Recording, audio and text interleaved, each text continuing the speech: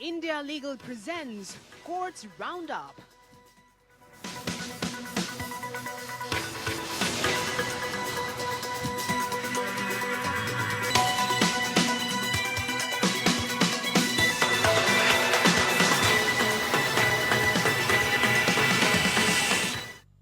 नमस्कार, मैं हूं आपके साथ नेहा दुबे। कोर्ट्स राउंडअप में आपका बहुत स्वागत है। इस बुलेटिन में अगले आधे घंटे हम आपको कोर्ट से जुड़ी तमाम छोटी बड़ी खबरों से करवाएंगे रूबरू। कोर्ट की कार्रवाई और सुप्रीम कोर्ट से लेकर हाई कोर्ट्स और लो कोर्ट्स तक के फैसलों को रखेंगे आपके सामने। तो आइए शुरू करते हैं courts roundup. India Legal presents Courts Roundup.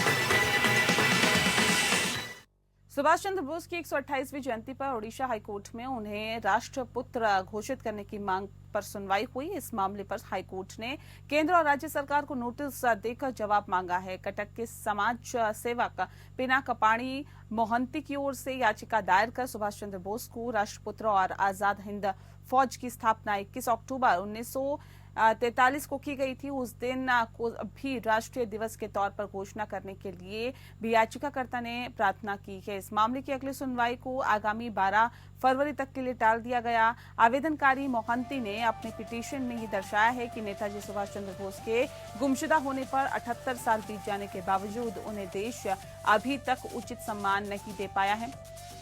Cuttack के समाज सेवक पिनाकपाणी मोहंती की ओर से दायर याचिका की सुनवाई पर हाईकोर्ट में सुनवाई हुई। और बता दें आपको कि कार्यकारी मुख्य न्यायाधीश जस्टिस अरिंदम सिन्हा और जस्टिस मृगांक शेखर साहू को लेकर गठित खंडपीठ ने इस संबंध में जवाब दाखिल करने के लिए केंद्र और राज्य सरकार को निर्देश दिया है।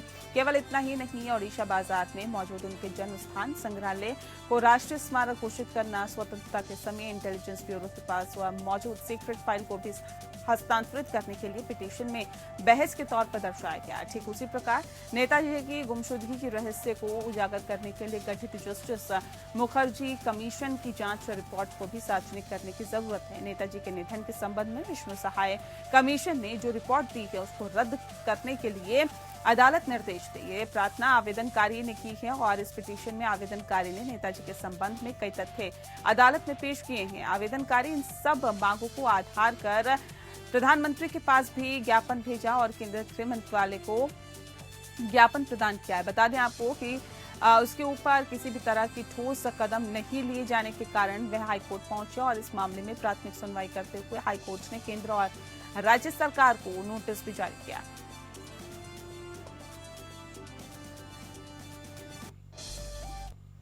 सुप्रीम कोर्ट ने याचिकाकर्ता द्वारा दायर रिट याचिका में नोटिस जारी किया, जिसमें दलित परिवार के 3 सदस्यों की कथित हत्या की जांच केंद्रीय जांच ब्यूरो और विशेष जांच दल सीबीआई एसआईटी से कराने की मांग की गई है, जिसमें उसकी 20 वर्षीय बेटी अंजना अहिरवार भी शामिल है। याचिकाकर्ता का आरोप है कि मध्य प्रदेश के पूर्व गृह मंत्री भूपेंद्र सिंह के प्रभाव के कारण राज्य पुलिस की जांच पटरी से उतर गई है, इसीलिए उसने इस आधार पर मध्य प्रदेश के बाहर मुकदमे को स्थानांतरित करने की मांग की है।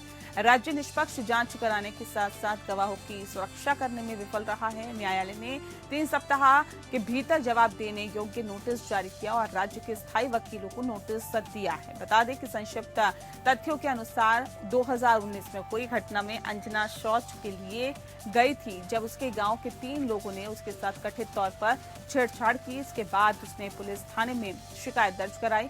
यद्यपि ये केवल 15 वर्ष की थी और याचिका में कहा गया कि यौन अपराधों से बच्चों के संरक्षण अधिनियम 2012 के किसी भी प्रावधान को लागू नहीं किया गया। इसके बाद अंजना के भाई को झूठे आरोपों में जबरन पुलिस स्टेशन में हिरासत में लिया गया और उसे प्रताड़ित किया गया। फिर अंजना के साथ छेड़छाड़ करने वाले उसी समूह ने उसे मार डाला। ये भी आरोप लगाया गया कि पुलिस ने जानबूझकर शिकायत में आरोपी व्यक्ति का नाम जोड़ दिया है और ऐसे में बताया भी जा रहा है कि आरोपी व्यक्ति का नाम इसमें छोड़ दिया गया, जबकि पूर्व गृह मंत्री का करीबी सहयोगी है। और इसके साथ ही इसके बाद एक घटना में उसके चाचा की पत्नी को निर्वस्त्र कर दिया गया। लेकिन अंजना द्वारा दर्ज की गई शिकायत में उसे छोड़ दिया गया। इसके बाद अंजना के चाचा, जो प्रमुख गवाहों में से एक थे, उनकी भी हत्या कर दी गई। रिट याचिका में कहा गया कि जब अंजना के चाचा की हत्या हुई तो वह एम्बुलेंस में अपने चाचा के शव के साथ वापस आ रही थी, जैसा कि याचिका में कहा गया। पुलिस ने उसे मार डाला। जुलाई 2024 में परिवार की हत्या की जांच के लिए एक तथ्य खोज की गई। इसके बाद अंजना के दूसरे भाई ने डीजीपी मध्य प्रदेश को ज्ञापन भेजा, जिसमें पूर्व गृह मंत्री द्वारा अपने परिवार के सदस्यों की हत्या के मामले में आरोपियों के पक्ष में बयान देने के लिए धमकी और डराने का यानी कि धमकाने का भी हवाला दिया गया। फिलहाल सभी आरोपियों को गिरफ्तार कर लिया गया और अंजना की मां और अंजना का भाई अभियोजन पक्ष के गवाह है और उसके साक्ष्य दर्ज किए गए।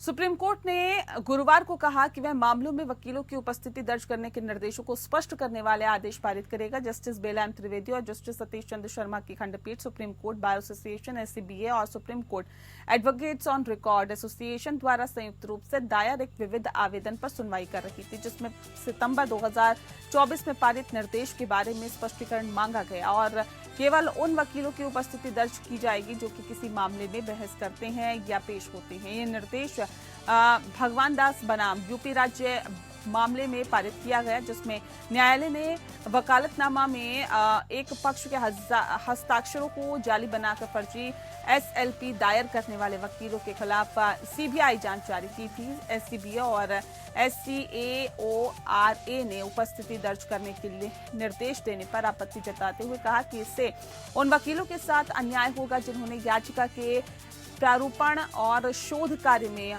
सहायता की थी। उन्होंने कहा कि न्यायालय के समक्ष उपस्थित का अर्थ संकीर्ण रूप से बहस नहीं समझा जाना चाहिए। उल्लेखनीय है कि एससीबीए और एससीएओआरए दोनों ने एक अलग रिट याचिका दायर की, जिसमें घोषित करने की मांग की गई कि किसी मामले में उपस्थित और पेश होने वाले सभी वकील सुप्रीम कोर्ट के नियमों के अनुसार आदेशों में अपनी उपस्थिति दर्ज कराने के हकदार हैं। खंडपीठ के समक्ष भगवान दास मामले में दायर विविध आवेदन सूचीबद्ध किया गया, जिसमें निर्देश के संबंध में स्पष्टीकरण मांगा गया।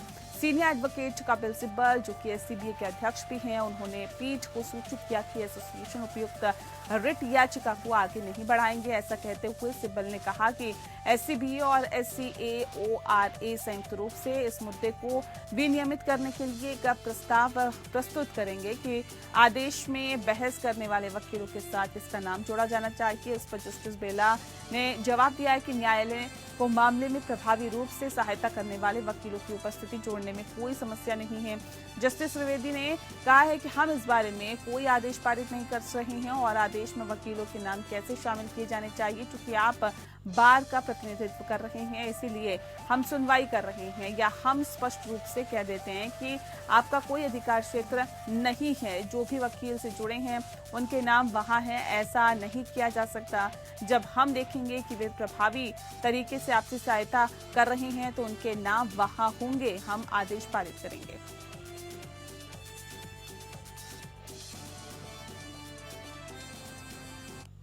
सुप्रीम कोर्ट ने सुनवाई के दौरान कहा कि पीड़ित का करीबी रिश्तेदार होने से कोई गवाह अपने आप रुचि रखने वाला या पक्षपाती नहीं हो जाता। इच्छुक गवाह और रिश्तेदार गवाह के बीच अंतर करते हुए कोर्ट ने कहा कि रुचि रखने वाला शब्द उन गवाहों को संदर्भित करता है जिनका परिणाम में व्यक्तिगत हित होता है, जैसा बदला लेने की इच्छा या दुश्मनी या व्यक्तिगत लाभ के कारण आरोपी को झूठा फंसाना। दूसरी ओर संबंधित गवाह वह होता है जो कि अपराध के दृश्य पर स्वाभाविक रूप से मौजूद हो सकता है। उनकी गवाही को सिर्फ पीड़ित से उनके संबंध के कारण खारिज नहीं किया जाना चाहिए। जस्टिस विक्रम नाथ और जस्टिस प्रसन्ना बी वराले की बेंच हत्या की सजा के खिलाफ वर्तमान आरोपी अपीलकर्ता द्वारा दायर आपराधिक अपील पर फैसला कर रही थी। आरोपों के अनुसार अभियुक्तों की मृतक के साथ संपत्ति विवाद के कारण दुश्मनी थी, इसके कारण मृतक पर हमला हुआ और वह घायल हो गया। ट्रायल कोर्ट ने सभी अभियुक्तों को आरोपी से बरी कर दिया और आरोपों से बरी करने के साथ ही क्योंकि उसने गवाहों की गवाही को अविश्वसनीय पाया, इसने मेडिकल साक्ष्य और प्रत्यक्षदर्शी के बीच विसंगतियों की ओर भी इशारा किया। हालांकि प्रत्यक्षदर्शी के अनुसार पीड़ित के सिर पर कई बार वार किया गया, लेकिन मेडिकल रिपोर्ट में इसका उल्लेख नहीं किया गया। इन निष्कर्षों के बावजूद हाईकोर्ट ने इस फैसले को पलट दिया है। न्यायालय ने पाया है कि ट्रायल कोर्ट ने छोटी मोटी विसंगतियों पर अत्यधिक ध्यान केंद्रित किया था, समग्र विश्वसनीयता को नजरअंदाज किया था और इसलिए अपीलकर्ताओं ने सुप्रीम कोर्ट का दरवाजा खटखटाया।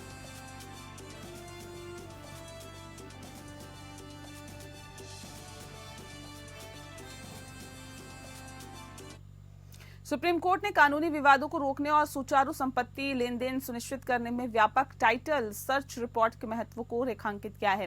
कोर्ट ने बैंकों द्वारा लोन स्वीकृत करने से पहले टाइटल सर्च रिपोर्ट तैयार करने के लिए भारतीय रिजर्व बैंक यानी आरबीआई और अन्य हितधारकों के लिए मानकीकृत और व्यवहारिक ढांचा विकसित करने की आवश्यकता पर जोर दिया है। कोर्ट ने कहा है कि ढांचे में उस बैंक अधिकारी की देयता का निर्माण यानी कि निर्धारण भी शामिल होना चाहिए जिसने दोषपूर्ण टाइटल सर्च रिपोर्ट के आधार पर लोन स्वीकृत किया। सुप्रीम कोर्ट ने कहा कि हम ये देखना आवश्यक है, समझते हैं कि बैंकों को अपर्याप्त टाइटल क्लियरेंस रिपोर्ट के साथ ही बहुत सावधान रहना चाहिए, खासकर तब जब ऐसी रिपोर्ट सस्ते में और कभी-कभी बाहरी कारणों से प्राप्त की जाती है। ये सार्वजनिक धन की सुरक्षा से संबंधित है और व्यापक सार्वजनिक हित में है।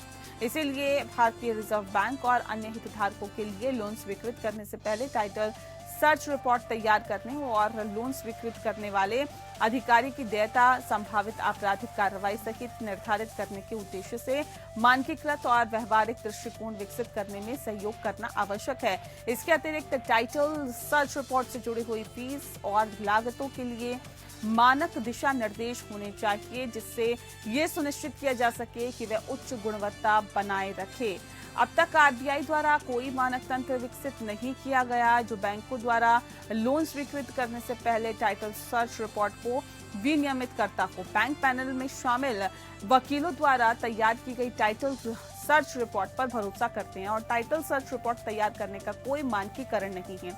जस्टिस जेबी पारदीवाला, जस्टिस महादेवन यानी कि आर महादेवन की खंडपीठ ने ऐसे मामलों में मद्देनजर रखते हुए इस तरह के मानक ढांचे को विकसित करने की आवश्यकता पर प्रकाश डाला, जहां बैंक द्वारा विवादित गिरवी रखी गई संपत्ति के आधार पर लोन स्वीकृत किया गया। बाद में पता चला कि उसमें टाइटल विवाद है। न्यायालय ने कहा है कि एक मजबूत टाइटल सर्च स्वामित्व की पुष्टि करके कोई प्रतिकूल दावा मौजूद नहीं होने को सुनिश्चित करने और संपत्ति की स्पष्ट कानूनी स्थिति की पुष्टि करके धोखाधड़ी वाले लेन देन को रोक सकती थी। दिल्ली हाईकोर्ट ने राशिद इंजीनियर की याचिका पर एनआईए को नोटिस जारी करते हुए मामले की अगली सुनवाई 30 जनवरी को तय कर दी है। सुनवाई के दौरान राशिद के वकील ने कहा कि निचली अदालत ने उसकी जमानत याचिका पर सुनवाई के बाद अगस्त 2024 में आदेश को सुरक्षित रख लिया था और अभी तक जमानत पर कोई फैसला नहीं लिया गया है। इस मामले पर अदालत का कहना है कि उसके पास एमपी एमएलए क्षेत्राधिकार नहीं है। दरअसल राशिद इंजीनियर ने हाईकोर्ट में अर्जी दाखिल कर निचली अदालत को उसकी जमानत याचिका पर फैसला लेने या हाईकोर्ट द्वारा उस पर उसकी जमानत पर विचार कर फैसला देने को कहा था, उसकी मांग की थी। ऐसे में उन्होंने कोर्ट को बताया कि संसद सत्र शुरू होने वाला है। दिल्ली हाईकोर्ट में मकोका मामले में गिरफ्तार आम आदमी पार्टी के नेता नरेश बालियान को जमानत पर सुनवाई हुई है। बता दें कि नरेश बालियान की पत्नी को चुनाव लड़ाने के लिए अंतरिम जमानत की मांग के मामले पर दलील देते हुए बालियान के वकील ने कहा कि जिस दिन उगाही से जुड़े हुए एक मामले में उनको जमानत मिली, उसी दिन मकोका मामले में उनको गिरफ्तार कर लिया गया। हालांकि उगाही मामले में कोर्ट ने जमानत देते हुए कहा था कि मेरे खिलाफ कोई पैसे का लेन देन नहीं मिला है। बालियान के वकील ने कहा कि एक बालियान मामले जिसमें मुझे सिंडिकेट का हिस्सा बताया गया था, उसमें मेरा नाम लिया गया था और वह भी कोरे कागज पर लिखा गया था, जिससे वह मुकर भी गए थे। जबकि इकबालिया बयान डीसीपी द्वारा और स्वतंत्र माहौल में दर्ज किया जाना चाहिए और इसे मजिस्ट्रेट के पास भेजा जाता है, जहां आरोपी मजिस्ट्रेट के सामने हस्ताक्षर करता है, लेकिन इस प्रक्रिया का पालन नहीं किया गया। वहीं निचली अदालत ने इस बयान को ये कहते हुए खारिज कर दिया कि वह मुकदमे में इकबालिया बयान की जांच करेगी। बालियान के वकील ने कहा कि वह 2 बार के विधायक हैं। चुनाव से पहले नवंबर में ही गिरफ्तारी हुई, जिसकी वजह से बालियान का टिकट कट गया और वह टिकट उनकी पत्नी को दे दिया गया। जब बालियान को टिकट का प्रस्ताव मिला था तब उनकी गिरफ्तारी नहीं हुई और जांच के दौरान अचानक से गिरफ्तारी हुई। बालियान के वकील ने कहा कि मैंने 2021, 22 और 23 में उगाही की शिकायत की और दिल्ली पुलिस ने शिकायत के आधार पर सुरक्षा भी दी, लेकिन बाद में उसी मामले में ही गिरफ्तार बालियान को कर लिया। बालियान की जमानत याचिका पर अब दिल्ली पुलिस दलील रखेगी।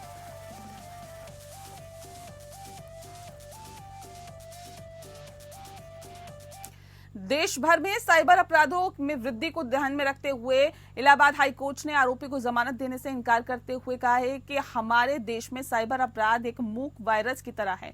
इसने असंख्य निर्दोष पीड़ितों को प्रभावित किया है जो अपनी मेहनत की कमाई से ठगे गए हैं।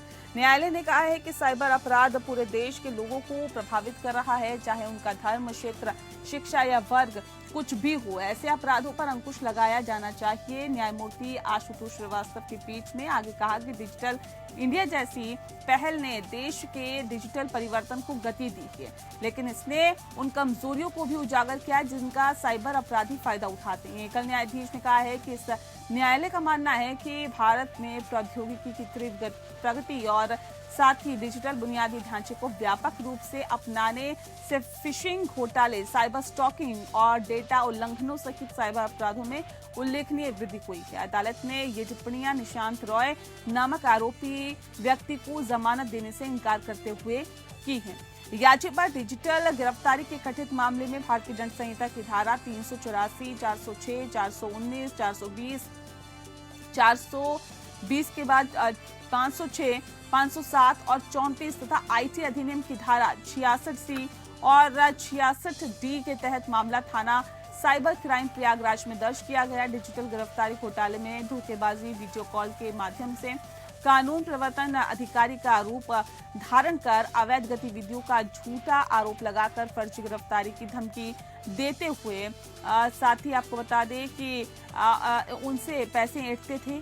इस मामले में पीड़िता प्रथम सूचनाकर्ता काकोली दास को एक कुरियर कंपनी के प्रतिनिधि के रूप में किसी व्यक्ति से कॉल आया जिसमें दावा किया गया कि उसके नाम से एक पार्सल ताइवान भेजा जा रहा है और इसमें 200 ग्राम MDMA सहित अवैध सामग्री है। बाद में ये कॉल एक ऐसे व्यक्ति को स्थानांतरित कर दी गई जिसने खुद को अपराध शाखा का पुलिस आयुक्त बताया, जिसने डिजिटल तरीके से उसे गिरफ्तार कर लिया और उसके बाद जांच के लिए उसे अपने बैंक खातों का विवरण साझा करने के लिए दबाव डाला।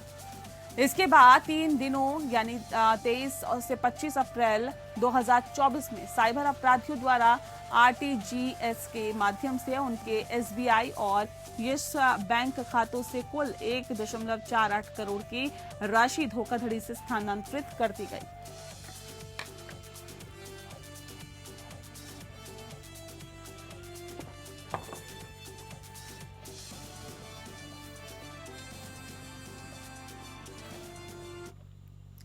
अगली खबर का रुख करते हैं। प्रस्तावित नए आर्बिट्रेशन कानून का ड्राफ्ट बिल तैयार है। इस बिल के अहम बिंदु क्या है, आइए इंडिया लीगल के वेब रिपोर्टर से समझते हैं।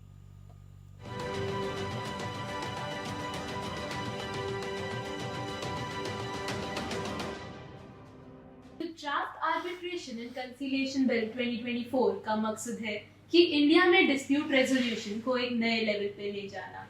कुछ की फीचर्स ऐड हुए हैं इसमें, जैसे कि कोर्ट्स का ज्यूरिसडिक्शन रीडिफाइन करना जो अब आर्बिट्रेशन सीट पर डिपेंड करेगा, इंटरिम मेजर्स को ज्यादा स्ट्रेंथन करना और इमरजेंसी आर्बिट्रेशन को स्टैट्यूटरी रिकॉग्निशन देना। एपेलेट आर्बिट्रेट ट्रिब्यूनल्स भी प्रपोज्ड है जिससे कोर्ट का इंटरवेंशन कम होगा। आर्बिट्रेशन रिलेटेड एप्लीकेशन के लिए स्ट्रिक्ट टाइमलाइन रखी गई है। बिल इंस्टीट्यूशनल आर्बिट्रेशन को प्रमोट करता है एडम मेथड्स के बजाय और सीट और वेन्यू के बीच डिस्टिंक्शन को क्लियर करता है ताकि इंटरनेशनल नॉर्म्स के साथ अलाइनमेंट हो। पोस्ट अवार्ड इंटरेस्ट रेट को भी रिवाइज किया जाएगा जिससे इकोनॉमिक रियलिटीज को ध्यान में रखा जा सके। और 4th शेड्यूल को हटा दिया गया है जो पहले आर्बिट्रेट फीस को फिक्स करता था, अब यह काम आर्बिट्रेशन काउंसिल करेगा। मीडिएशन एक्ट 2023 के साथ इंटीग्रेशन को भी इंकरेज किया गया है ताकि मीडिएशन से जो सेटलमेंट होंगे उनकी इन्फोर्सेबिलिटी को इंश्योर किया जा सके। For more such legal updates follow India legal.